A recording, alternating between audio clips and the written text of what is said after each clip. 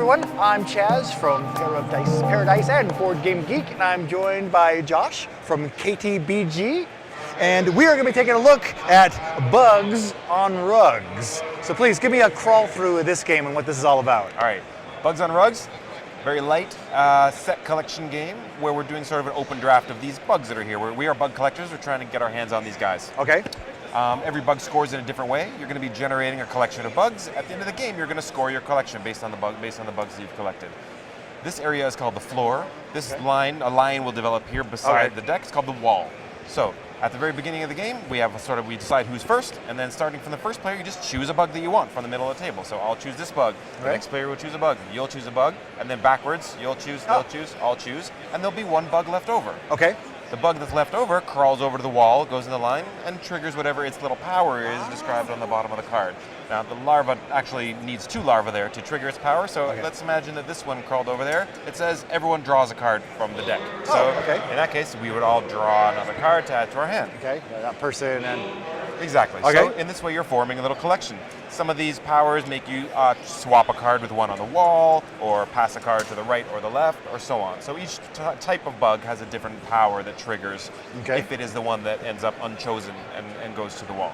All right. Now, we're going to play a number of rounds. There's an end card buried in here somewhere that will tell us when we finish. And once you've gotten to the end of the game, everyone will have developed their big collection of cards in their hand.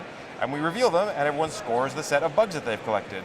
Now, at the bottom was their wall action, and at the top is their scoring criteria. So we can see stuff like the ladybug. If you have exactly 4 ladybugs, the set is worth 25 points. All right. If you have any other number, then they're each worth 1 point. So that's a little bit of a risk, especially with sometimes passing cards around and so on. Somebody could break your set of ladybugs. There is beetles that score for, if you have an even number of beetles, they're worth 5 points each. If you have an odd number, they're worth 2 points each. Okay. Stuff like that. A fun one that I like is spiders and flies. They kind of team up together here. Spiders will score nothing unless you feed them a fly by discarding it. So then the spider will score 7 points, which is a nice chunk of points, but you've lost the fly for it. An uneaten fly, it still scores 2 points, but you'd probably rather feed it to a spider. That's neat that you have the pair to have the synergy there. Yeah. How many different bugs are there in the deck? There are 9 different bugs currently, but we have some more designed that might end up crawling their way into this deck. Yeah, the more bugs that there are, sort of the more choice there is, and the more fun players seem to have. So the designer, Peter Hayward, has got a bunch of bugs designed that we might just throw into the deck.